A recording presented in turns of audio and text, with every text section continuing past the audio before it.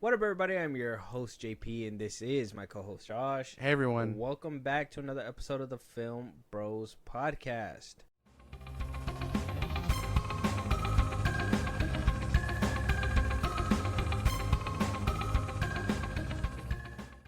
The Film Bros Podcast has come back to you guys with another more spectacular Halloween fest, horror fest, whatever the hell.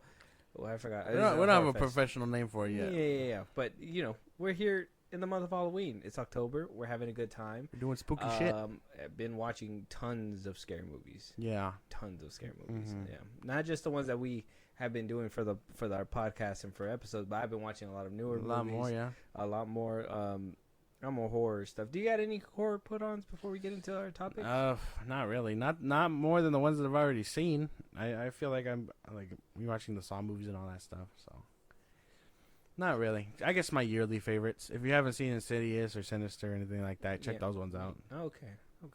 Because I know that I've been trying to get into some of the horror movies, like Sting. That one was pretty good. I thought that one was pretty scary. That was like a spider one. Yeah. I want to watch that Cadu Lake. We did do a reaction to that trailer at Okay. one point. So there's a few horror movies that I'm still climbing up. I recently rewatched Drag Me to Hell.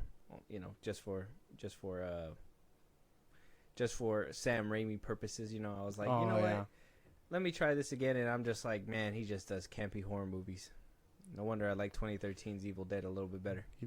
He can't be. That's fucked up, man. He does do campy. Oh yeah, because that's what he came up with. Yeah, don't do Drag him Me like to that. Hell goes camp. Don't do him like that. I keep forgetting about how campy it does. Yeah, but everybody loves his first Evil Dead, so it doesn't even matter. Yeah, and apparently everybody loves the Spider-Man too. Yeah, because that's fucking epic. With that being said, though, let's jump into this. So last year, Josh, you recall, and maybe some people that have been listening since last year as well, during October, we did something special, right? We were doing our rankings, right? I think last year we did our Halloween rankings. So if you guys want to check those out, we do have those episodes from last year still out right now. We did the Halloween ranking, and then we did something a little bit special, a little bit different. Yeah. We put some movies pitted against each other. The movies that we pitted against each other were the original and the remake versions of Nightmare on Elm Street. Yes.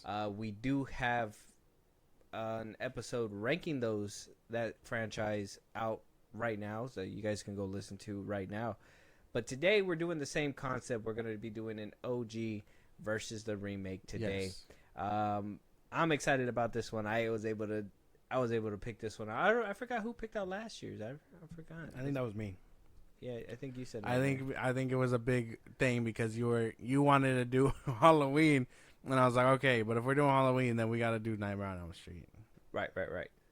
So this year, because I think we did 2 last year, right? Did we do Halloween 2? No. I think we discussed it. I think it was in the works, and then we just wound up ranking. The films. So if you guys want us to do the Rob Zombie remake with the original John Carpenter version, let us know. But today, Josh, let them know what 2 films we are pitting. The 2 movies that are going to be fighting it out tonight in this episode are Fright Night 2011 and Fright Night 1985. So we got both Fright Nights. Now, I would have put 1985 in front of the 2011. Yeah. Maybe a spoiler alert on Josh's side over there. So the rules are the same. Obviously, we are going to be going into spoiler territory when we talk about these films. But the main goal is to kind of talk about it, see if they did good with the remake half, see if the OG holds up. Because sometimes, a remake can do better than the OG. Rare cases, but cases nonetheless. Yes. So, I mean, we both have different minds here at the Film Bros Podcast, as I like to say all the time. What he thinks is not what I think, but we do have some similar tastes. So maybe this might be a wash, or this might be an actual back and forth discussion. Who knows? Maybe. Who knows? We did grow up in different eras, for sure. So, Fright Night, today we're going to be talking about the differences between the films. Yeah. Right? We're going to talk about who did the better villain, who did the better protagonist, CGI, practical, what did better. Obviously, we have little things like different tweaks when it comes to the film. So one big thing that I like to talk about before we start jumping into actual pitting, and one thing that is very different from, the last OG versus remake we did with Nightmare on Elm Street is this one. I feel Fright Night 2011 tries to do something completely different than what Fright Night did in 1985. I thought so too. So this one's a little bit different. Yes, they did change some things up for this one. This isn't that same copy paste thing. Even I believe the Rob Zombie version suffered from, I think, in the back half that a lot of people really did not like. But this one here, I think they shot for their own path, and depending on what side of the aisle we're on, we're gonna find out which one basically did it better. Yeah. So. First things first, we do have Fright Night. It was rated R, released back in 1985. A Rotten Tomato score is certified fresh with an 83% on the tomato meter with a popcorn meter of 76%. I can dig it. I can say this score probably makes sense for me. I wouldn't say yeah, but even then, for a horror movie, it's kind of weird, right? I would say so. I mean, a well-made movie is a well-made movie. Now, this is a horror comedy as well, so. I didn't get much. I didn't get much comedy out of this one. Out of the 1985 version, no. I swear there was a couple times where I busted out. No. No. There's a couple times where I unintentionally funny, I would say, but no, not like you intended to be funny. You shut your mouth now. But do you make sense? Do you like this? It makes sense. Tomato score. I get it. Yeah. I understand. Okay, we're gonna argue about that. Later. All right. I think you've already rubbed the wrong. You rubbed the wrong cactus, my friend. I don't think you rub cactus. Yeah, you shouldn't be. Okay. But you did today, and it's the wrong one. It's always the wrong one. It's always the wrong one. So I can kind of agree with this. I can see the little bit of downside from the critics. Certain aspects of the movie, I think it's very rare when it comes to this 1985 version for me, but I think there is some kind of downfalls when it comes down to a certain couple things when it comes to this film. I think you mentioned a couple of them when we talked on the phone that one day. Yeah. But we'll get into that in a little bit. So Fright Night 2011, right? That one had a 72% on certified fresh, right? A little bit lesser than the 1985. It went from 83 to 72%. And then the popcorn meter is at a 59% with the green spilt bucket. So went from 76% popcorn meter, dropped down to 59% when it came down to the remake. Yeah. Does that make sense for you? I can see the half and half. Yeah. I don't see this movie really. I understand. You know what? It hasn't aged well. Actually, no. I don't understand. Y'all should be on your knees, bro. Colin Farrell, bro, in his prime, right after his little coke binge thing that he did, and then he decided to come back to acting for whatever reason. I don't know. He was like, yeah, that was fun. Yeah. let's go back to being employed. Right. Because I swear he was like everywhere at one point, and then he disappeared, and then he came back. That's what happens when you actually do what you're supposed to, and you don't have social media eating at you wherever your every move, right? Sure. Not, oh man, this guy did this. We won't see him again because public opinion has turned on him so drastically. He just decided to dip out on his own. Exactly, yeah. Recognizing you have a problem. But I understand this movie's whole thing. This movie isn't perfect. Fright Night 2011, I would say very much so that this is deserved. Okay. Most audiences don't get it. Can't see that. But we'll discuss that a little bit further. So Fright Night 1985 came with a cast. So Tom Holland was the director. He did some great work. Now, not the Tom Holland that we're all thinking, not the Spidey Tom Holland. This is a different Tom Holland. Unless he found the Fountain of Youth, and then that's a different story. But we do have Chris Sarandon as Jerry, William Ragsdale as Charlie, Roddy McDowall as Peter Vincent, Amanda Bierce as Amy Peterson, Stephen Gregory's as Evil Ed Thomas. So, I mean, pretty good cast, right? Now, we weren't around back then so much to know who was actually popping and which ones were very much I guess, in the know when it came to TV and all that stuff in movies. But from what I heard or from what I seen, is that the girlfriend Amy, she was basically a TV actress, and the main star, he did do some movies, but he didn't really get too big either. So very probably new up and comers. I think the only veteran that was in there was Roddy McDowell's Peter Vincent. Yeah, and that's about it. But I mean, other than that, fairly new, which is not far-fetched when it comes down to a horror movie, right? No. Because even Johnny Depp in the original Nightmare was a nobody at the time. Yeah, and eventually you kind of just go up. I guess that kind of says what this movie did for their careers. I mean, the 80s were a strange time. Yeah, it was. You were making movie stars out of left and right. You were making movies about anything left and right. Aliens. Terminator. Yeah. Back to the Future. Creativity was exploding. It was going through some stuff. And you can tell that this one did have a lot of creative liberties. It just, I guess it just didn't do too hot. And none of these actors really got to see the time of day. Yeah.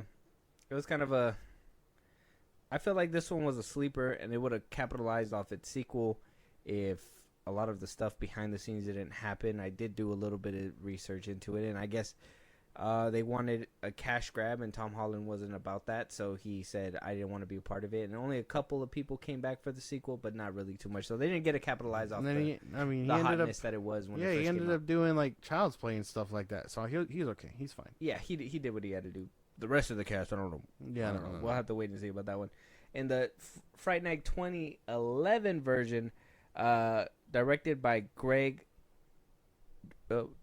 Giuseppe, right? Craig Giuseppe. Gillespie. He's gonna be doing Supergirl. Oh yeah. That's right. He made I, Tonya. He's gonna be doing Supergirl, Woman of Tomorrow, pretty soon. So he did pretty good stuff. Not too bad. Hey, he did Dumb Money. He did do Dumb Money. That was a good movie. That was a good movie. I don't even think you finished that one. I did finish it. Oh, okay. I did. It was decent. It was. You could. I think I told you. You could very much tell that it was a COVID movie, and that's what kind of hurt it for me. But yeah. So, Craig Giuseppe directed this one. We had Anton Yelchin as Charlie, R.I.P. to him. Colin Farrell as Jerry. David Tennant as Peter Vincent. Christopher Mintz-Plasse as Ed. Everybody knows him as McLovin. Yeah. McLovin as Ed. It's and Toni Collette as Jane Brewster. Much drastic change. Very much well-known names by this time. Well, Antoine, not really. Antoine was up and coming. I think he was in Star Trek at the time. I think he was in the first Star Trek. He was making his rounds. He did the little bit that he needed to do. The more stable cast was Colin Farrell and what I think was Toni Collette at the time, and obviously David Tennant. And then the rest of them were just, in my opinion, they were up and coming. I mean, do we see McLovin anywhere else? He voice acts. I think he does a lot more voice acting now. But I mean, Trapple. But I mean, I told you what Anton did. I mean, he did a lot of cool stuff. I mean, he was in Terminator Salvation, and that came out like a few years before this. Mm-hmm. So and then the Star Trek ones ended up coming out after. Terminator Salvation did not do anything for his career. No. I believe it did. I'll just tell you, it did not. Don't give me the smoke. I don't want it. Look, I like the movie. Stay over there. I'm telling you, it did not happen. Okay, but I think it did. He was in the Smurfs. The what? The Smurfs. Oh yeah. No. I'm saying. I'm telling you, the movie that he was in. What was it called? I think if you just pulled it up, it was right there. I told you about it the other day. Green Room. Only lovers left alive. Thomas? No. Was it Thomas? No, Thoroughbreds. Star Trek. Like crazy. Oh, Odd Thomas. 2013. That's where a lot of people know him from. Apparently not you. Well, I know him from Star Trek. What an even crazier put on for me. That's a good one. I don't even care. I was like, if that's where you know him from, that's where You know what? That's where he had my heart, bro. So I was heartbroken when we lost him, bro. Not gonna even lie. Yeah, now he won't be there for the one that they're making or whatever. That sucks. Man, at least he made it through the trilogy. But I'd say that you kind of knew everyone in this casting. Pretty much. You knew, fucking McLovin. You recognize Dave Franco. These are all from like. No, you didn't know Dave Franco at the time. Yeah, I didn't even know Dave Franco. No, you know Dave Franco. He was in that raunchy movie with them a couple years back, so you understand. What movie? Superbad. Dave Franco was not in Superman. Superbad. Superbad. Yes, he was. He wasn't prominent, but he was in there. Where was he? He was the. You're lying. He's the one. He kicks the ball. He's like, move out of the way. He's like, oh, it's just a game. Go piss your pants or something. He's like, oh man, that was in the 4th grade. He's like, people don't forget. Oh, and then he disappeared. You never see him again. I said, he's not prominent. He's in it though. He's in. You know where he's from. Well, you would have never known. See, I didn't even know that he was in David that movie. Tennant. Everyone knows David Tennant. Okay, yeah, Dr. Colin Farrell. Nah, everyone's glazing him for the Penguin. But where were y'all during Phone Booth? Come on now. Yeah, Come on now. He did great work. But I would say you kind of know everybody from everywhere. Basically. A much more recognizable cast versus back then. To be fair, I wasn't born in the 80s, so I can't really give you that. But I would say knowing these names more than the other ones. I don't think anybody here was, but it's okay. We're trying to give our take as much as we get, as much as we can. But sorry we couldn't be alive in the 80s. Oh. Yeah. Oh well. I kind of like living in the future. Damn it, we're on the time machine. We're on it. We'll be the first ones. We'll be the first ones in the past. It's gonna be crazy, and then our future selves are gonna be like, we weren't the first ones. It's gonna be crazy. It's gonna be crazy. Mind blown. Little side talk. Anyways, going back to it, we do have, decent cast for both of them. I think they both did wonderful. I would say so. Right. I don't think anybody was really lacking when it came down to acting on both sides of the films. So I gotta ask, right? Because this is where we're gonna find out our biases, right? Right. I gotta know which side you're leaning on before we get into the conversation, so I can know how to dismantle you and destroy you. Okay. Anyways, I grew up with Fright Night 1985. Okay. And when the Fright Night 2011 came out, I watched it. I loved it. I still love the original one, but I grew up with the original one. From my understanding, I believe you grew up with the 2011 one and then jumped back to the 1985 one. Yeah. So, give us your perspective when it comes down to like going from the modern version to jumping back to the 1985. Well, I don't think it's a drastic thing. I mean, when it comes, What? When it comes you don't down think it to was it, drastic? no. When you come down to it, when you watch an old movie like that, like some things just aren't gonna hold up. You're gonna have to see how creative people got, like with these horror stuff. And I would say Fright Night got really creative with almost a little like no technology, So it's a drastic change. And then again, seeing faces you don't know, because unless it's a very young actor that you happen to see go through stardom, which none of them really did. You can't tell me that dude Jerry didn't just drag you in though. Oh yeah, no, they did good stuff. That's why when we start comparing, like roles and who did better and stuff, it's gonna get a little shaky. But for the most part, I don't think I felt too much drastic change outside of like I want to see how creative they get with the shit. And I would say they got very creative. More creative than just, I guess if we're really starting it out, like more creative than what the 2011 one does, because they rely on CGI a lot. And that's a killer. So was a killer for you. Okay. All right. So first things first, 1985 version. Like I said, I think both films try to go different. So I'm going to try to give you the Cliff Note version. The 1985 version, you have Charlie, who discovers that his neighbor is a vampire. Yeah. He goes and he tries to plea for help. Nobody believes him.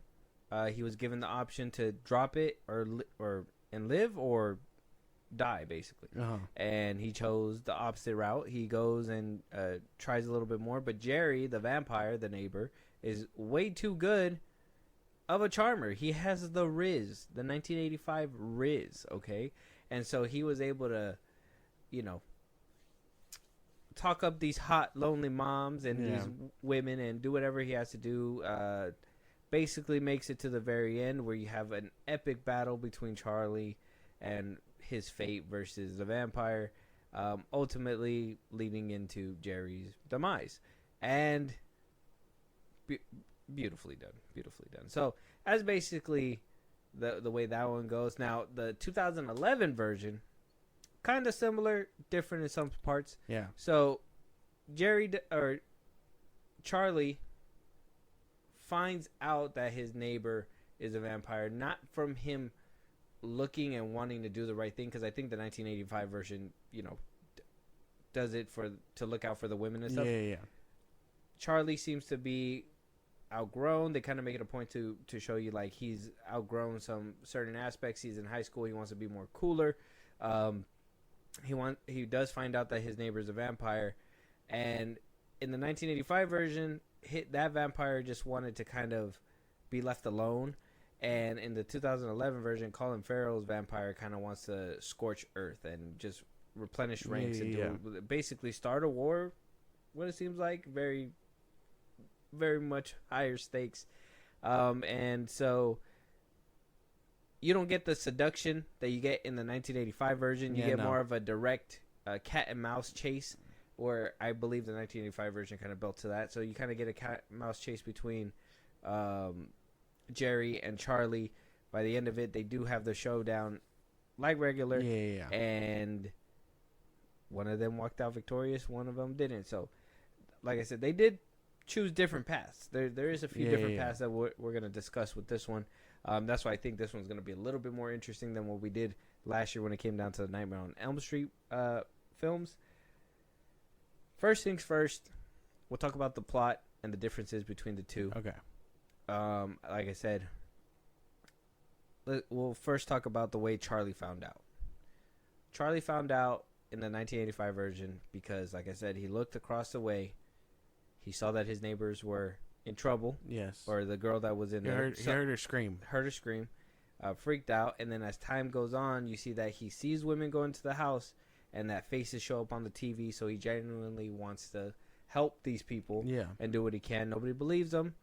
But he wound up finding out on his own. Yes. Where in the 2011 version, they changed that, where he is wanting to be left alone because he is too cool for school now. Yeah, he's grown up. He has a girlfriend. He's just trying to live high school life. And the person that knows is his friend Ed. Not necessarily Charlie finds out. Yeah. Ed finds out. He's the one that goes searching. He sees that his classmates are missing in Vegas. And he's like, he kind of blackmails Charlie to help him to figure out what's going on. Yeah. And then by the time Charlie figures it all out, he kind of leaves him to die. Yes, or so you think. So the way they find out is a little different. I did tell you I like that change a bit versus him finding out. But for the most part, I think it's a nice change. That's the best way to put it. I think it's a nice little change, even though I think Ed in both movies they're both kind of annoying characters. Like I find I guess it's just a matter of which one you prefer more. Mm-hmm. And although I can't get behind Ed in the 85 version, I would say his character does a bit less versus in the 2011 one. So I guess although he's goofy and you just know it's McLovin and you try to take him seriously because the movie wants you to, you can very much tell that they're trying to play on that comedy element. But I would say the same thing that they did with the 1985 version. Yeah, but you can tell that they capitalized on someone who was in Superbad, and it just didn't work out. Yeah. So I mean, I kind of like the 2011 Ed a little bit more just because of his involvement. Although I would have changed the actor. Yeah, Ed's character is kind of weird when it comes down to, I think both versions are kind of weird. I like the original 1985 version because he kind of seemed like, even though he was trying to help, he was still being a dick in the background because, I guess they were a dick to him, but we didn't really see that. Yeah. So it's like, why are you acting like this, bro? So, maybe he was just weird, that weird kid like they were trying to emphasize. Who knows? Same thing with this one, but he's the weird kid that got it right. So my thing is like, you're supposed to be behind him because his friend didn't help him. Yeah. But yeah, like you said, you can't really take him seriously. No. Because you just see McLovin. And then, you know, even though he is trying to play like how Ed played it, it just didn't work out that way. But him being the key component to knowing and bringing that, and approaching it to Charlie, is that better than him finding out on his own? I would say so, yeah, because like I said, I do like his involvement. I do like they involve and develop his character a little bit more. I just wish they would have changed the actor, or like, because you can very much tell what they were trying to do with this 2011 one. I'm gonna go deeper into that, but I would say that they try to do something interesting and change his character up a bit versus being the whole like annoying one from the 85. I don't know. I think they got it for the most part. Like, I prefer that they did more with him versus being sidelined immediately. Yeah, he did. He did kind of go pretty quick too. I took him seriously up until he became the vampire, though. I'll be honest. Because I did feel for him even when he was like in the water and everything, and he was about to get ate. Like, I took him kind of serious. I was like, okay, like he's trying. And then when it got to the vampire bits, it was just like too much. No, I couldn't, dude. No, still? Too much of that McLovin like look, flair. Yeah, flair his face was like, he was a very chubby actor. Like, his face had like, was very chubby, and he was like kind of a skinny guy. It really made no sense how disproportionate it was. Makes sense. Makes right? sense. So so you just think miscasting when it comes to Ed, the 2011 a little version, bit, yeah, on both parts. Yes. 1985. Yeah, now on 1985 version, they did what he was intended to. He was meant to be that annoying friend and stuff. So when he spoke and when he did things, you were like, oh, okay, he's a nuisance. Yeah, shut him up. Yeah. No more radio lines for you. Or I will say that he does pretty good with what he with what he has. He does really nice. The 2011 one, I guess he wins the race a little bit because his character's a little bit more developed. Yeah. Involved. Not developed. Involved. He didn't really do anything. Well, I feel like the 1985 version, he was more involved. You think so? Well, yeah, because he was the one that actively knew everything. Even though he was being kind of like that dick, like I said. Like, he gave him the information, but then he was just like, I hope it doesn't work. It's like, I mean, that's kind of fucking weird, right? So, I mean, he was around more until the part where, you know, they were in the alley. And then he had obviously he was like, don't believe it, whatever. They were still kind of skeptical about it because we'll talk about Peter Vincent and his involvement on that part and everything. But they were still kind of skeptical about, you know, who's telling the truth here, really. Yeah. And he was just like, I'm going to leave. So he left and then wound up finding out that it's real. And then he turned, but it was like they were being nice to him. So it was like, dude was just acting weird. Oh, okay. I see what you're saying. Yeah. So I don't know. I think. But which one did you like better? I don't think you answered that. Ed. Oh, okay. Yeah, 1985 Ed. I think you're right when it comes down to, like I said, McLovin in 2011. But I did like that better. Okay. And then the way that we find out, I like that we find out from the friend. And kind of brought it to him. Okay. You know what I mean? Kind of. I like that relationship part in the 2011 version where they were like, okay. You know, they have past history. They just kind of grew apart. Okay. In the 1985, it was like he was always that weird kid, but they were still trying to befriend him only because of information. So is that why he acted weird? Because they weren't really friends? Like, they didn't really give us that whole... That's why. He didn't have that much development or character. So I kind of like that route that they took when it came to that. But I don't like is this next part where it's Jerry and what, you know... it kind of entailed because like their motives. The motives. Okay. So Jerry in 1985, all he wanted to be left was alone. He wanted to drain some bitches and be left alone. Basically, like, that's all he wanted to do. Yeah. It was Charlie who went snooping around and bothered him, and he was even given the option to be like, "Forget about it." Yeah. And then Charlie was like, "I ain't forget about it." Stabs with pencil. You know what I mean? And in the 2011 version, it was like he was already hunting and killing as time goes on, right? He was already doing it that's why he was like, people are missing. Look around you. But nobody gave a fuck. It was like they were going for like, I know they made fun of it in the movie, but they were going that like this Twilight doom and gloom kind of shit. Yeah. But at the same time, being too oblivious to the fact that like, yeah, you know what? I haven't seen little Timmy in a few days, and you know we live in the same neighborhood. We know each other. We're mad tight. What the fuck's going on? Like nobody really worried about that, and so knowing that Jerry's motivation is to take down everybody and not just live his life and be alone. I kind of the difference there. I mean, I like. Okay, this is where it all kind of comes together because you can very much tell that the 2011 one is a product of its time.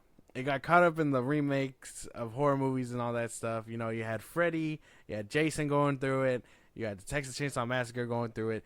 They wanted to revamp so hard, they took the tropes that they thought would work and put it into this movie. Which means they made him the big bad, unfortunately, versus being like the loner that he was supposed to be in the 1985 one. Mm-hmm. So, like, that's where the whole, like, clash happens because it's not just a normal reboot. It's a reboot in the product of the era where they wanted to just have these bangers come out because they were like, it's not the age anymore. We got to revamp. We got to appeal to new audiences. And they tried because they got Colin Farrell. And at the time, it was crazy shit. Well, because, like, we talked about, like, Nightmare on Elm Street was coming out. The Texas Chainsaw Massacre, yeah, they were coming out with reboots. So then that's when they decided, you know what, copy and paste isn't working. It's very much, like... Change it. Yeah. So, I mean, I do like that he was a little bit more involved. But, I mean, if we're comparing them at, like, a very, like side by side, I'm probably giving it to 1985. Him like, being a loner and just drinking his bitch juice and being left alone. Well, no, I guess I'm talking more like performance wise and like aura and all these kinds of other things because no, okay. He has it on him so like by a little bit. Okay, I understand that part, but I'm talking more the motivation. Motive, I like that Colin Farrell became like this big guy, big and bad, like this big bad, like killing teenagers. That he clearly wanted to like rule. I kind of like that. Not the being left alone. Mm-mm. At least then it shows that he's a little bit more involved. I understand being wanting to be by yourself, be alone and stuff, but doesn't that attract a little bit more attention versus being like, hey, people in Vegas up and leave all the time? Because Charlie made sense versus when Ed was like snooping around. So when Ed goes and then that raises Charlie's alarm, you're like, yeah, okay, now that makes a little bit more sense. He was just talking about this yesterday versus being like, if Ed was on the chopping block maybe a couple months prior without talking to Charlie, Charlie would never found it out. He probably would have been another victim. So I kind of like that because he was operating up until he just wasn't operating fast enough because he would have had Ed sooner. Yeah, because he was already doing his thing. But I do like that he became. I do like the extra layer because it's not just like that, but then it takes away from what and like I said, I'm probably gonna be a little bit more on the argumentative side when it comes down to like the 1985 because I grew up with that one. But to me, it takes away from that love story that the 1985 was trying to tell too. See, like that. I don't know. It made it like him being alone, but then there was still like a love story at its core. Where like the 2011 tried to turn it into like this big vampire like you're on the midst of fucking Armageddon when it comes to vampires and shit, like, which is cool, but like I don't know, self-containedness because you do need a little bit of romance. I won't lie, the 1985 one did have something very nice there. But at the end of the day, if you know you're gonna, I mean, I guess he just wanted to be left alone. I guess it really is a big difference versus being like, I don't give a fuck about love. I want my fucking shit back. I want my kingdom back. So like, I don't know. I kind of like that. I guess it's just that literally boils down to preference because I prefer that. Well, yeah. But I'm just saying like, you cut out other shit in order to get that. I'm okay with that. Right? No, because that's another change that happened that I personally do not fuck with when it comes down to the 2011 one. When I'm comparing it side by side, is that the 1985 one, Charlie and Amy, it was a love story, right? this was this was kind of what kind of pushed Charlie to do what he did for Jerry too, right? It was that he in the beginning they kind of established that Amy was the innocent one. She was the one that wanted to wait and like didn't want to, basically she didn't want to fuck, and he was like, "God damn it, it's been a year!" Like what the fuck? And she was just like, "You're a fucking asshole," and after that, he was like trying to make her feel comfortable and whatnot, and be like, "Oh no, that's not what I meant," whatever, blah blah blah, trying to be respectable. That respectableness kind of showed and played when it came down to Jerry, what he was doing to his victims. Like he heard the cries and he was just like, "What the fuck's going on over there? This can't happen."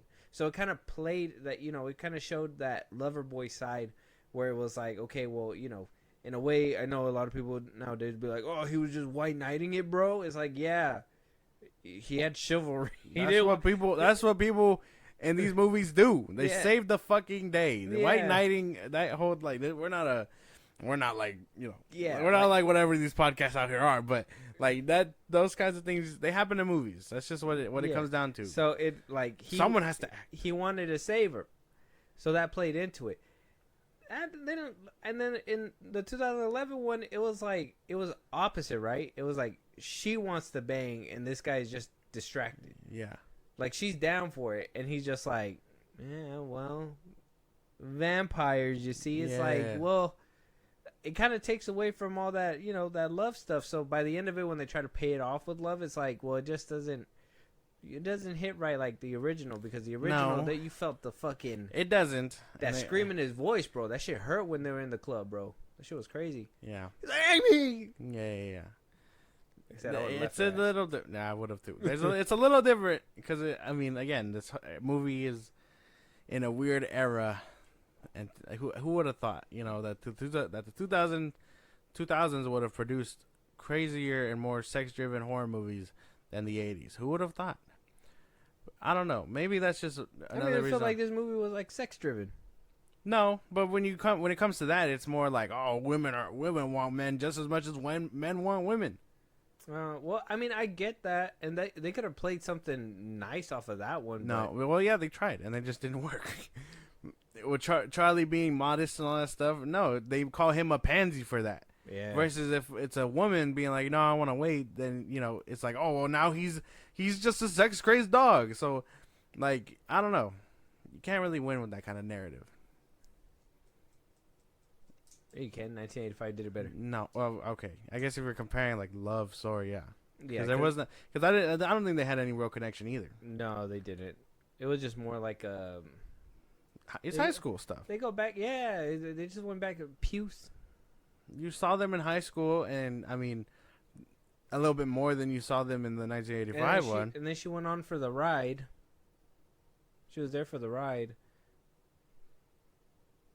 But that also plays to the original. Got more points. 1985, Amy, because she was innocent and everything. I kind of felt like her playing into that whole Peter Vincent thing where it's like, I'm just trying to make sure that you're good and that you're not crazy.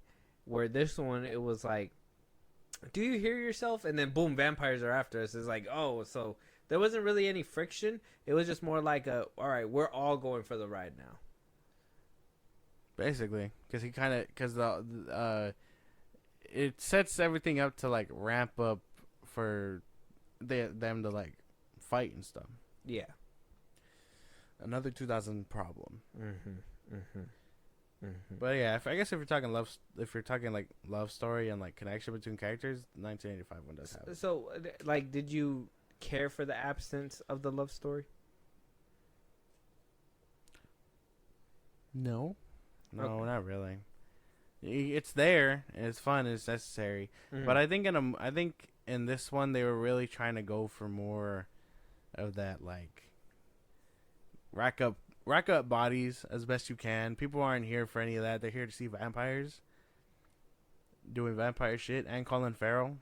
So, you can tell that they really had to sacrifice for that kind of thing just to have him do very vampire-y shit. Yeah. And I think for the most part in that element it worked. So I'm okay with this. With them just taking out and build up more of that armies about to happen, and you know, vampire. His hell. whole shtick. Yeah. Okay. Leaves a lot of questions though at the end of the movie. Like, what was his plan really? Build an army. I'm assuming. Just turn everybody into vampires. Yeah. Rule above all. Mm-hmm. And then, well, what if two vampires just go into? Oh, well, he can control them. Yeah. That's crazy. And then he would just drink prostitutes. The dirtiest blood. That's crazy. No, sorry. The crazy thing to say. Sorry, my bad. But I mean, heard some rumors. Okay.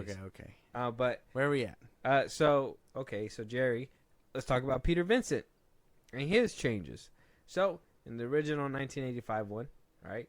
I think they both kind of mirror each other in the sense of that they're washed up actors. They're just playing a role. Yeah, they're playing a role. One still trying to keep his career alive, while the other one kind of, the 1985 version, he kind of accepted it. He's doing like late night TV shows where it's like all his old shit. And then the 2011, he's still trying to be relevant. He's an asshole. He's still trying to make it in the movie business. Now, the changes here was that in the first one, in the 1985, Peter Vincent was very much a non-believer. He was like, this is for movies. This is all TV. This is bullshit.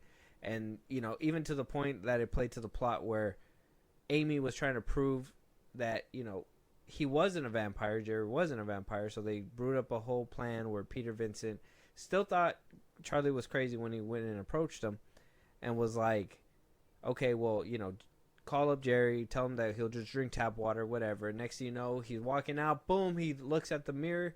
He's totally shocked and just wants to fucking run away. Yeah. And then it wasn't until the very end where he was like, you know what, I gotta help.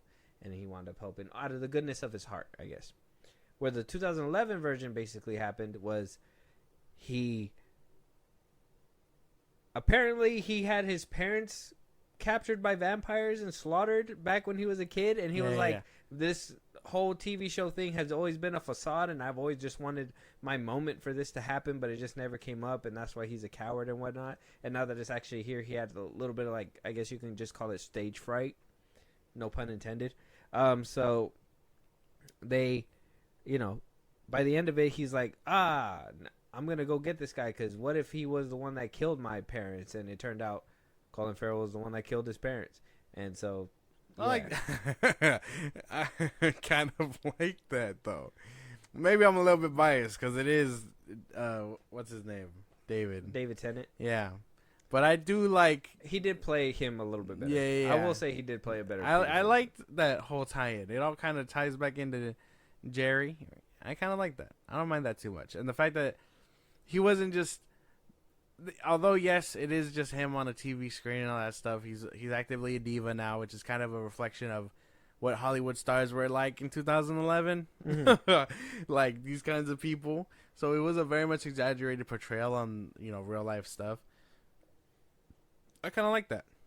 It kind of plays on the whole, like, don't ever meet your heroes because they'll probably just let you down. Right. So I kind of enjoyed that a little bit more versus him being like an old man accepting his fate, you know? Okay. Like, no one wants to see vampires anymore. Oh, like, no. I prefer that he's kind of a dick, and although no one believes him, he collects all this shit just in case it happens. And then it does happen, and he gets to live the moment, and I kind of enjoy that a little bit more. It's a lot more fun than the 1985 one. Although in defense of the 1985 one, although I kind of find him a little bit, like, dumb, mm-hmm. I enjoy that he gets his courage and he gets to believe and help take him down in the end. Gets his faith. And yes, all that, yeah. I enjoy that aspect. I think everything up until then, I'm like, oh, why is this? This old man should have bit the dust. Right. Yeah. The fact that Ed couldn't get the jump on this motherfucker once but twice is insane. Like, what the fuck? I'm just saying, he gets all the points in the world when he's like, well, what are you gonna do about his right hand man? He's like, I got something for his ass. Pulls out the 6-shooter. He's like, I got something for him. It didn't work out in the end, but he was about it. He popped him in the brain. You saw that. He shot him 6 times. Well, he hit him in the brain first. Like he was like, stop, and he was like I said, he's a gangster. He popped him in the head. wound up getting up again, and he was just like, holy shit, and then he dumped, right? He was like, holy fuck, that didn't work. So I mean, points for being a gangster there. But yeah, ultimately, I think you have a point when it comes to that. I think that's where 2011 kind of does it a little bit better. I like that they kind of put a tie-in, though they did not give you like a flashback or anything. It would have been cool if they would have hit it a little bit more. But Colin Farrell kind of confirming it or him as being Jerry confirming it as like, oh yeah, I think he said you have your father's aim in your mother's eyes or something like that. Yeah. And that basically pissed him off. And then I thought it was pretty cool that he was getting bit, and then at the end he was like, kind of burning up because he was slowly turning and shit like that. So I mean, I think it did play for a lot better Peter Vincent, and yeah, David Tennant being a part of it was cool. Even him like being like, oh yeah, get the fuck out. It's like, I was like, okay, yeah, all right. Yeah. He got me there. Very cool stuff. And I like that he was kind of like a Chris Angel ripoff. That was funny. Basically, yeah. That was cool. So points to the 2011 version. Now, a blatant absence that I thought it was very much missed on my part was, like I said, his henchman, his second. Yeah, I'm assuming it was a vampire's familiar. Mm-hmm. So I'm assuming that's what he was. I don't know if they ever clarified that in the 1985 one. I'm just assuming based on what I know from vampire lore. Yeah, that's what I was assuming too. Okay, just his familiar that managed to live as long as he has. Yeah. Like, hey, I can't go on the sun, bro. Go get milk. We need milk. He's just like, I got you, fam. God damn it. Let me live forever. Yeah. So at the end of it, I thought that was a noticeable thing too. I was like, Colin Farrell didn't have one, but to be fair, Colin Farrell handled his business like nothing. So I guess he didn't really need one. Oh, and yeah, there's grocery stores at night now. Yeah. That's his big fucking deal. Yeah. Let me go to the 24 Quickie Mart for milk. No. His fruit, man. Oh, yeah, his apple. Yeah, clearly he likes He was doing his shopping. Yeah, he likes his fruit, bro. He's trying to keep the doctor away, goddammit. Blood and fruit. Blood and fruit. I would say that was a big miss. I do kind of enjoy the stuff that he did with him in the 1985 one, up until his death, which I thought was kind of like nightmare fuel when you think about it. But at the same time, I don't know what he was. I wish they would have explained that. The right-hand man, right? Yeah. I think it is what you said, a familiar, and I think he was just like undead too, basically. Like an undead familiar. Just, he just does his bidding, walks around, whatever, blah, blah, blah. Because I do like the little thing too when he shot him in the brain and he got up. He was just basically brain dead at that point. Yeah. So he was just moving, but nothing really was happening.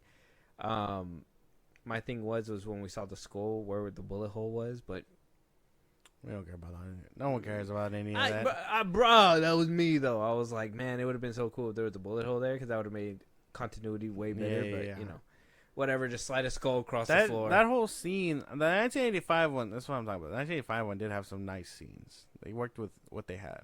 We'll get to it. Yeah. But yeah, any other blatant differences when it came to these films? His mom was more involved.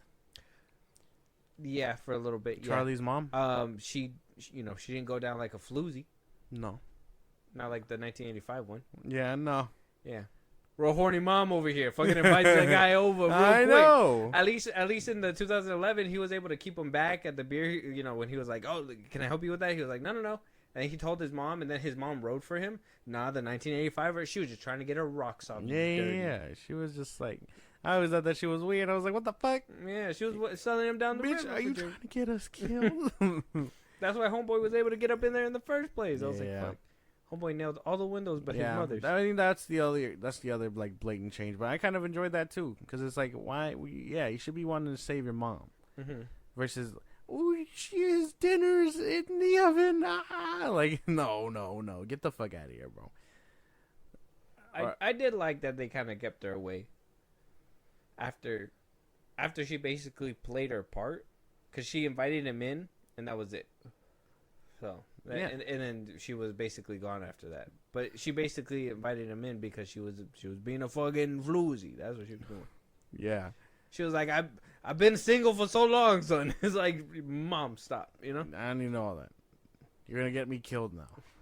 You see that? You see his fangs? They're coming for me now. It's crazy.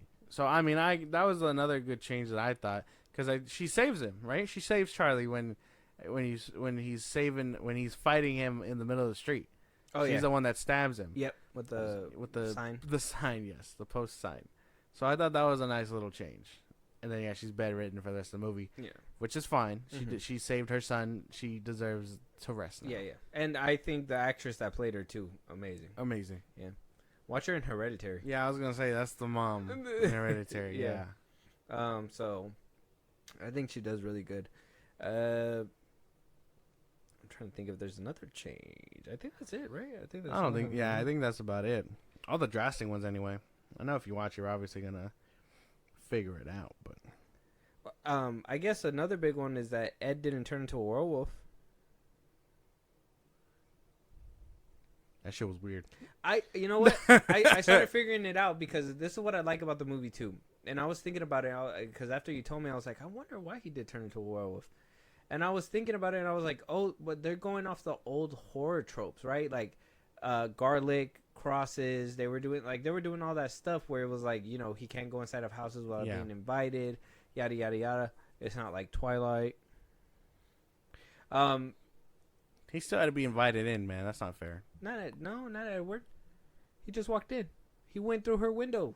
That asshole. Oh! I thought you were talking about our fucking 2011 Jerry. We're not talking about Twilight. No. He's the fucking asshole. He's just like, hey, no.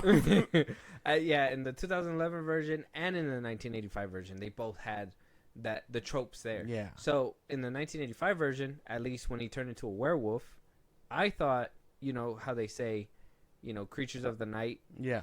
So I'm assuming as a vampire, depending on, you know, your personality or whatever, or how you are, that you're able to turn into a certain creature of the night. You know what I mean? So werewolf's a creature of the night, a bat's a creature of the night, right? So it's like you're able to have those. Yeah, no, man, I don't know.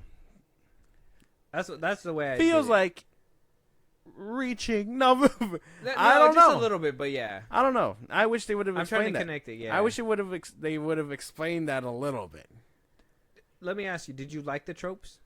Did you like the whole garlic and, you know, crosses being a part of both films? Because I think they take that's all the stuff. Yeah, that's normal like vampire shit. That would be the first thing I'd go for if I was fighting a vampire. Well, yeah, but you know, some movies, like I said, some movies do away with it, and I personally think it kind of adds that extra barrier.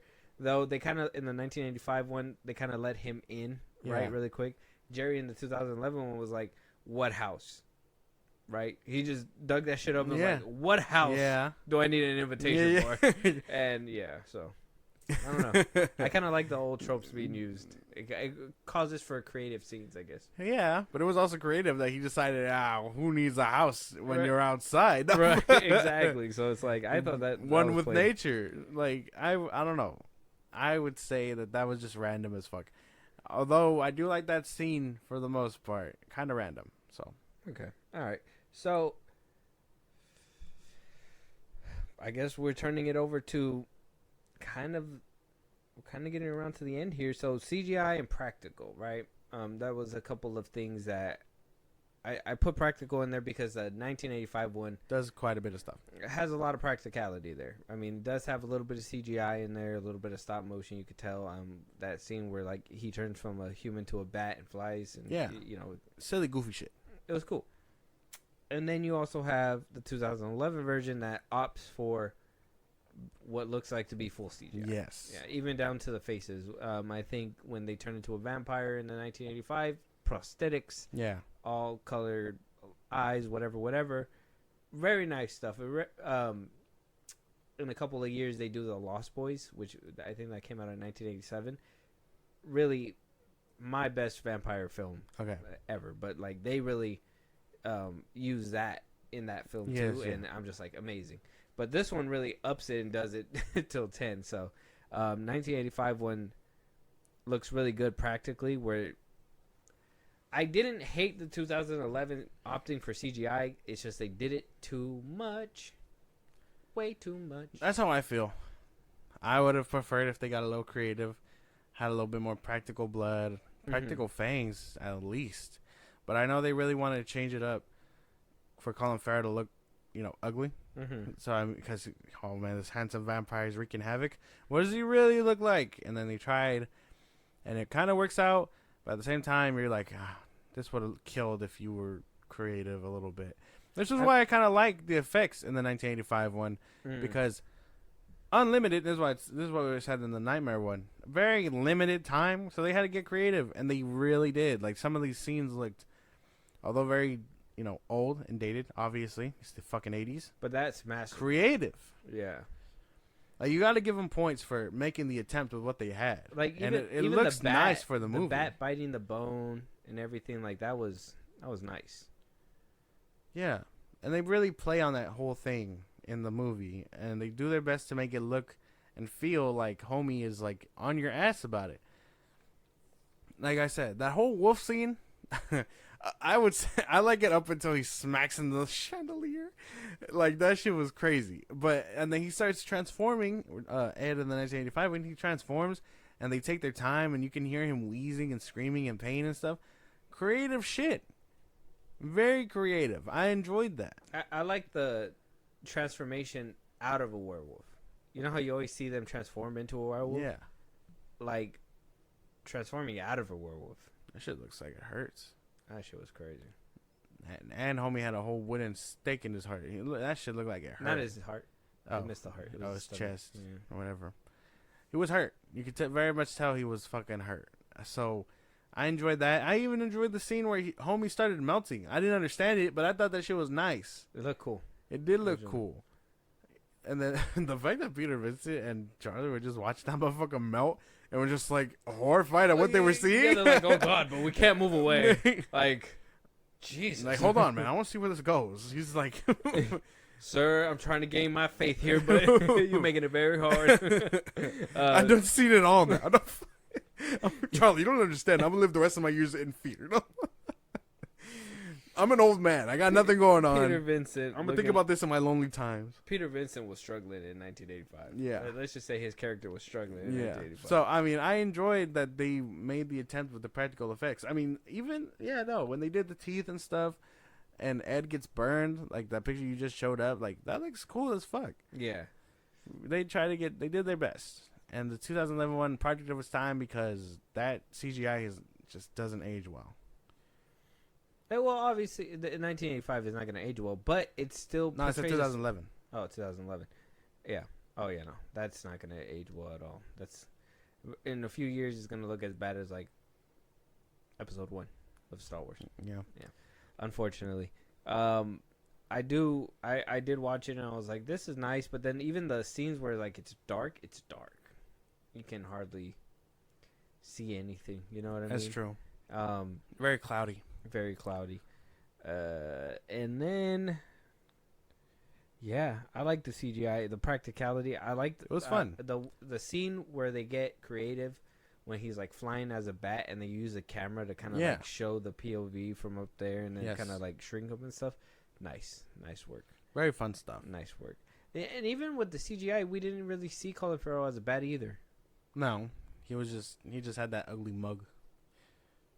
So what the fuck? We seen him more as a bat in the 1985 one. They were trying to burn up like a motherfucking bat. Crazy. They were trying to do away with that. Cause what's his name doesn't turn into a bat. Who? Edward. Fuck him. See, when I talk about Twilight, that's what Bella did. Yeah. When I talk about Twilight, it's unacceptable. You talk about Twilight, it's acceptable. I didn't even say it was unacceptable. I'm just saying that shit was crazy that you brought it up. Oh. Because I didn't think about it. He's not asking this bitch to enter her room. He just does it. He does. He should be up in flames. Yeah, he visually stands over her bed when she's sleeping. Sleep weird. Turns into a bat. Like, what if you can't find the exit? That would have been cool. Imagine werewolf versus bat in Twilight. What?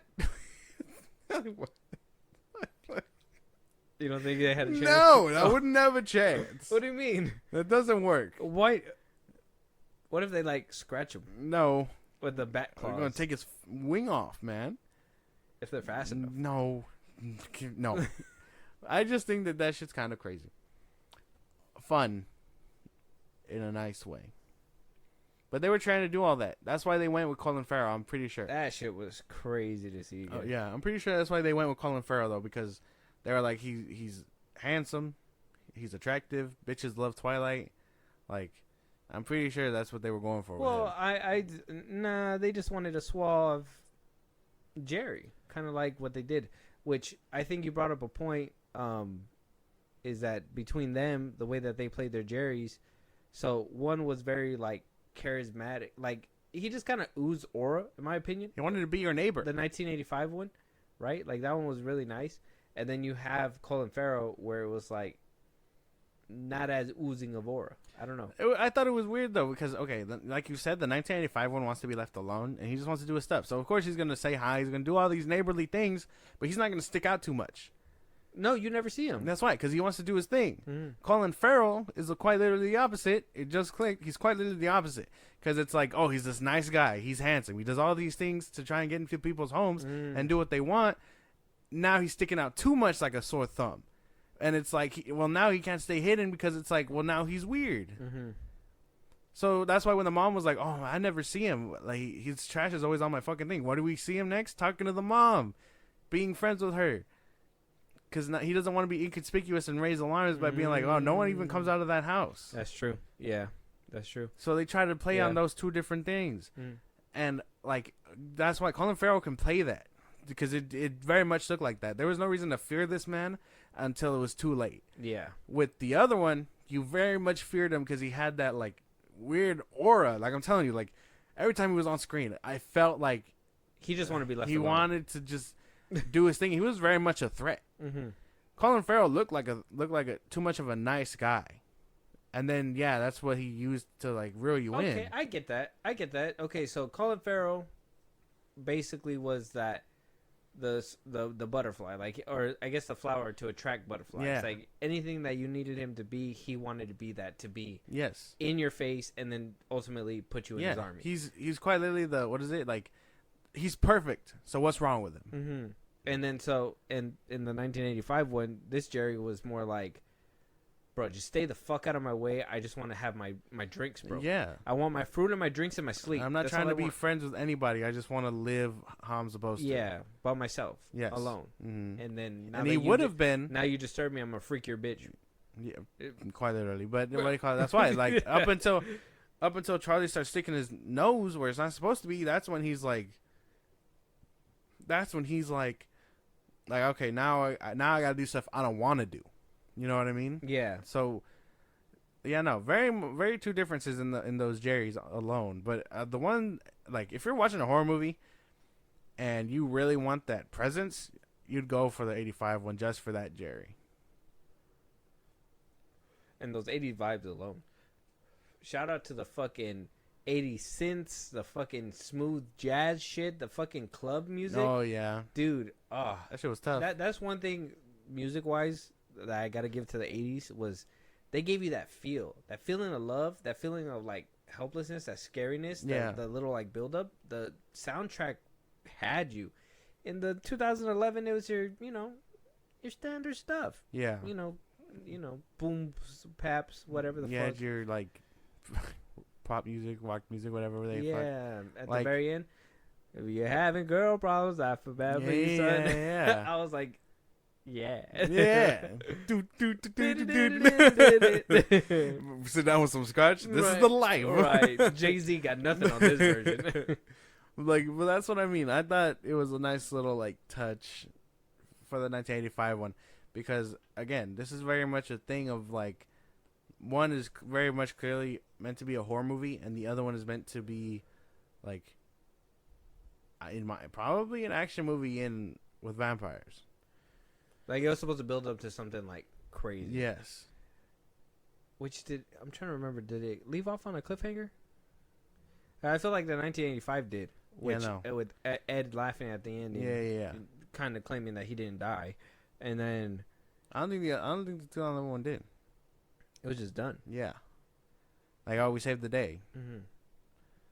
That's why. So one is clearly meant to, like, allude and, like, keep your head scratching. And the other one's meant to be like, that was nice. They saved the day. Yeah. They killed Colin Farrell. And they both, kind of touch up on it before we get to the very end of the film, and then we'll both films, and then we'll kind of wrap up which ones are better, and then we're basically done here. But comedy, horror, like I said, and I feel like they both had comedy in there. That whole Puce thing, in the 2011 and the 1985 one. I think that edit where it was like he was like what, and then the edits to the Amy and she's like what. It was like, wow, that's fucking funny. That's just editing gold right there. That was great stuff. And then like I said, that scene where it was like he didn't say it like that, but he basically was like. He's like, well, what about his henchman? He's like, oh, I got something for him. And he pulls out the gun. And he's like, well, he doesn't need everything else. He just needs to handle business one way or another, The scene with Ed, even though he was kind of like annoying, there was a couple of scenes where he did genuinely make me laugh too. So there was a lot over there. In the 2011 version, there was comedy in there too. There was that whole, like I said, that Puce thing. There was the scene that made me laugh was the what was it with the dynamic between the Mexican chick and David Tennant's character, where she's like douchebag, and I'm just like, yeah. And then the mom and Ashton's dynamic, Charlie's dynamic in the 2011, that one was kind of pretty good too. And then that was basically it. I mean, I had a few in between, but I think honestly 1985 had a little bit more. 1980, I don't think the 1985 one had intentional comedy like that. They did, bro. I think it was all like just meant to be like unintentional. No, so like when homie jumps out the window, it's funny because he jumps out the window, not because of anything else. He's just like, he'll get you. That was a cheap shot, bro. That was a cheap one. That was a cheap shot. But in the 2011 one. They try to do comedy, and it comes off cringy. Yeah. So would I rather have a laugh in a scene that isn't supposed to be funny, the one that kind of makes me belt out because it's kind of like, that wasn't what it was. Was that supposed to look like that, or was that to make me laugh? I'll never know. Versus being like, oh, they really tried that joke. That didn't land at all. You know what I mean? So I would very much choose the 85 one a bit, even though I think it's not meant to be intentionally funny. Okay. Cause they do funny shit, but I don't think it was planned. I think it was very much like coincidental. Okay, all right, makes sense. I like I said, I do lean 85 a little bit more, but I don't think it was an unintentional comedy. I think there was a lot of scenes. That cheap shot, that was a cheap shot. That window one was a cheap shot. You can't. No. That was a cheap shot. There's no such thing. That's a cheap shot? No. Not when we're doing things like this. Okay, all right. Fair enough. Because it would have counted for you if you brought it against me. No, you're right. I'm trying to think of something, but you already. I mean, think about so it. There's no point. Well, no, think about it. Because, I mean, that's unintentionally funny, but when you laughed at Colin Farrell being like, well, I don't need an invitation with no house. Like, you know what I mean? Like, it's not meant to be funny. That was meant to be. And you kind of laugh, and it's like, I guess. But that's a cheap shot in your favor because it's like, that wasn't funny, and they tried to deliver it like that. Oh, you're right. Yeah, because he wasn't trying to be funny there. It was more of a like serious moment. Yeah, I'm about to blow your shit up, and it was just more like, holy fuck. The throwing the dirt bike in the back window was funny too, unintentionally, I think. I'm like, what the fuck? Like you couldn't drive it, so you threw it. Cool, but CGI dirt bike, too dumb down. That whole car scene where they're driving and then dude like crashes behind him and all that stuff. Like that whole car scene looked crazy, fake, like mad funky. Yeah, it was bad. Even him pulling up and then them running him over. Yeah, I don't know what they were doing there. That was crazy. But like I said, it was mostly dark in the background that whole scene too, so it kind of sucked. But yeah, so the endings. Here we are, at the very end. So, 1985. I felt was very much a eventful ending. Okay. They kind of, you have, like I said, Peter Vincent gets his faith. Charlie basically tries to save his lady, but then has to deal with, grappling, like, can I save her? Will the tropes work? Yeah. Blah, blah, blah.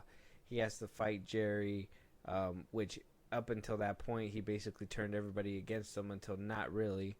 And then, they have a little battle upstairs, and then they still have the main battle when he turns, completely full-fledged evil after the bat thing and all Yeah. that stuff. In the 2011 version, kind of eventful, kind of rushed, in my opinion. I don't want to sound too biased about it, but I did kind of feel like it was rushed because, they get back from. He goes to Peter Vincent, right? And Peter Vincent's like, "No, I don't want to help you," right? Kind of like what they did in the beginning, without the whole, Well, he did have the side story where it was like, my parents had it or whatever. So he goes, winds up, making an idea all on his own, right? No help. He basically knew what he was gonna do when he walked up in there. Yeah. Got in there. Found his girl. Found out she was bit. Tried to help her. Wound up in making his plan. Peter Vincent helped, but wasn't really with faith, right? Like how they did in the 1985. Yeah. It was mostly like actual shotgun, stopping them, getting bit up at one point, turning kind of into a vampire, which I said that was pretty cool. But a lot of stuff happening, right? Catches on fire, kind of beats him quite quickly. I kind of feel so. And then he has that whole transformation thing. The 1985 one, he turns into a bat, lights up. It's all practical, obviously. And then this one, it's all CGI, where he turns into all ugly and shit, and then winds up turning to ash and explodes. Yeah. It's just another just another preference thing, because it's like, do I want the big battle, or do I want something a little more full-fledged, where you see your guy struggle a little bit? Mm-hmm. Because although Charlie struggled in 2011, I see what you're saying, because I mean he was way more equipped. Mm-hmm. He should have had that in the bag, versus with Peter Vincent's gear in the 85 one, where he was just working with what he had in the briefcase. Yeah, and even though he did have the crosses and stuff, it took him a second before he found the faith. He was burning through crosses, whatever, blah blah blah. So yeah, and even that, they don't even use a cross on him after Charlie, like in the 2011 one, after he burns it basically. Mm-hmm. In the van scene. Yeah. That we were talking about. Yeah. Mm-hmm. So like they kind of just give up on that immediately. Yeah, he's like, what? I do not believe in the religion. Yeah. So this ain't gonna work. They just threw it all out the window. I would say I like the 1985 ending a little bit more, because you actually see how personal it gets and how they struggle a little bit, and their arcs come full circle. And in the 2011 one, they come full circle, but it's surrounded by a lot of bangs and pows and all these other things that wasn't really needed. Dave Franco in the background, oddly hissing. Like it doesn't make any sense. What are you still doing in the movie, my man? You shouldn't have come back. He was so distracting. Yeah. Like looking back at it and knowing that he's in there, I was just like, what the fuck, bro? What are you doing here? Yeah. What happened to his friend? Dead. But yeah, no, I guess I prefer the ending in the 85 one, because again, the 2011 one feels like it's like meant to be like a very big action piece, and it just too much going on. I do like the scene in the 2011 where he helps the girl come down the stairs and then goes outside and finds out that she turned into a vampire. Oh, she fucking just dusts. Yeah, that was a cool scene. It has like nice things like that, but nothing to make up for the lack of it, I guess. Mm-hmm. Mm-hmm. Yeah, so I prefer the 1985 scene. Same thing. I just think it just goes a little bit more in depth. Okay. 2011 did do a couple things a little bit better, but not personal story wise. I'm not sure how much how much more it has on it. But I mean, we're basically here, Josh. We're here at the end, so let us know which one reigns supreme in your book. Which one you're gonna go to more. If you love them both, fine. But which one is the superior film? The OG or the remake? Okay. If I could have these two movies meet and like have a baby and just push out both good elements of it, like a Jerry with Aura, the story element with Charlie and all that stuff. Like if I could have these things, I'd pretty much prefer the hybrid. But when you boil these two down, kind of like how we just did, one is very much more of a horror movie, and the other one is much more of a action movie. Yeah. I mean, I would say the 1985 one does much better in the horror genre, because if you were like, show me a horror movie, and you're like, oh, 2011 Fright Night, I'd kind of laugh in your face, because that's not a horror movie to me. So I got to give it to the 1985 one in this case. Okay. I just wanted to see what they described it as, and so 1985 is described as a supernatural horror, teen horror, vampire horror, and horror. And the 2011 version is described as teen horror, vampire horror, action, comedy, drama, horror, mystery. Mystery? I don't know about any of that. They labeled it a lot. I love them both. I love them both to death. I love Colin Farrell in this movie too. I don't know which one has more aura for you. Which Jerry had more aura? Which one were you talking about? You said a Jerry with aura. How vague of you? 85. 85 had more aura. Okay, thank God. It's about to I couldn't step feel on a it. rodent. Look, maybe it's just the way the movie was portrayed, but I couldn't get behind. Colin Farrell looks like how I described it, where he's just meant to reel you in. He's suave, he's handsome, he's all these things. He's charismatic. He pulls women, obviously, just to lead them back and do what he does with them, eat them. Yeah. But there's not much else behind that. I mean, he didn't sound as menacing as the 85 one, He tries to play on it, and there's times where you're like, okay, but then the movie, like, itself, just its tone and the way they try to deliver him, it doesn't work. Okay. I like the scene where he's like, oh, he broke into my house, he's demented, he's sick, like, overselling it, and you're like, okay, I'm sure this would have worked in a different case, but because they basically wrote it for the mom and Charlie to have a good, better bond, she was just like, fuck off. And then at least saw this other action pieces. But I kind of like in the 1985 one where she's like, oh, you're fucking crazy. And we never see her again. And it leaves him to just deal with it on his own, because it really puts him against everyone else. I don't know. I would do like 1985 Jerry a lot more than Colin Farrell's Jerry.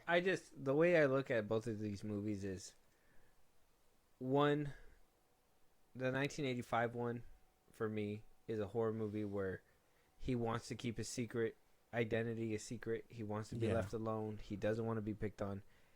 And the 2011 version is the neighbor vampire that basically says, fuck it, scorched earth. That's one cares about his solitude. The other one's just like, you found me out, I'm killing fucking everybody, bro. Yeah. Like, until the last one is done. And that, for me, it's cool. And like how you said, racking up body counts or whatever is pretty cool too. I mean, that scene where they show the camera shot and the security guard is getting bit, but he's not there. I mean, it has some cool stuff that comes to it. I mean, him getting burned by the holy water, sick as fuck too. But it's just not much there when it comes down to, what's going to happen if he gets found out. Why does he want to do scorched earth so bad? Is he going to just go and get everybody in the neighborhood now? Does he find out that he's just better than everybody? Yeah. Like, it would have been better if he would have played a little bit more along and then at the end went a little bit scorched earth with it. But they kind of went that route really fast. Where in the 1985, for me, I like that he came up and bargained with him. Yeah. He was like, hey, let me holler at you. You really want to do this? He was like, yeah. And then so after that, it was kind of like, all right, we ain't done until you done, because now you're threatening me. Yeah. This one in the 2011, it was like, you threatened me.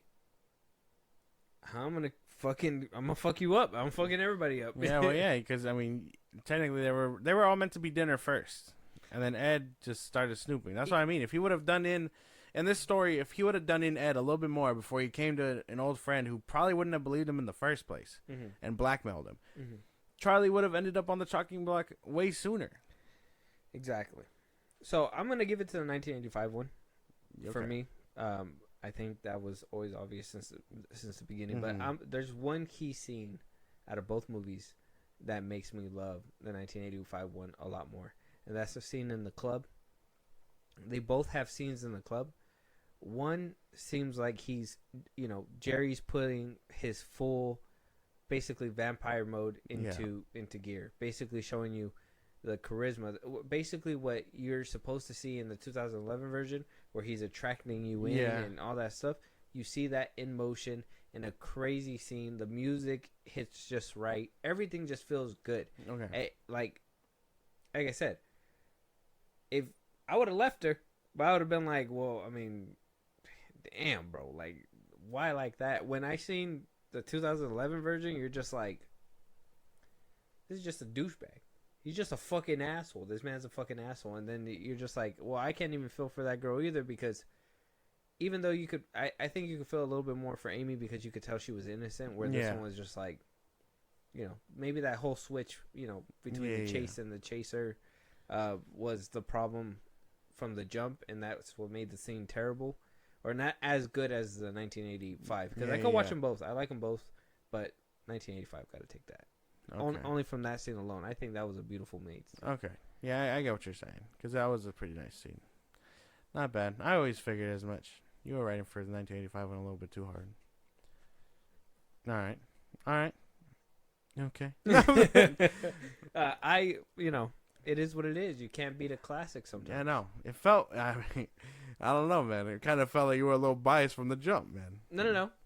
I gave it its fair shake. I even rewatched the movie just to be like, I got to give it. I was like, I remember this movie very well. I was like, but I'm going to give it another watch to give it its fair shake. Okay. And I did. Okay. I did. I guess that'd be 2 OGs, 0 remakes, right? Because even maybe not. Spoiler. Maybe a spoiler. I don't know. Maybe you guys should have watched. Yeah, no. Listen to our old episodes. Go listen to that one, and then we have the Pet Cemetery one too. Oh yeah. For the OG listeners, like from the beginning, we do have a Pet Cemetery, old versus new. So go check those out. Ooh yeah. Yeah, those are nice. Maybe we should bring those back. I'm down for that. They're nice. They're nice. It's nice to get into other movies besides horror movies. Yeah, I mean, there's quite a bit of like reboots now. Yeah. So I mean, that could be cool. Let us know if you guys want us to do all that. That'd be cool. Yeah, and let us know out there which Fright Night is for real for y'all. Shout out to the movie. Let us know which one is more superior. Do you like the 1985 original? Do you like the 2011 remake better? We broke down basically their differences between. If we missed anything, let us know. If you guys have a different answer than us, let us know why you're wrong. Damn. Yeah, let us know. Yeah. Not saying that our picks are top tier premium picks here. I'm just saying, you're going to have a strong defense. I'm saying, I would say so. Because even then, I was trying to be as biased as, like, possible. Unbiased? Unbiased, yeah. Showing your cards. No, I said that. I said unbiased. You said biased. No. You said trying to be as biased I was trying to be as unbiased as I could. Mm-hmm. And even then, I feel like it all kind of shakes out evenly. But hey, if you like action...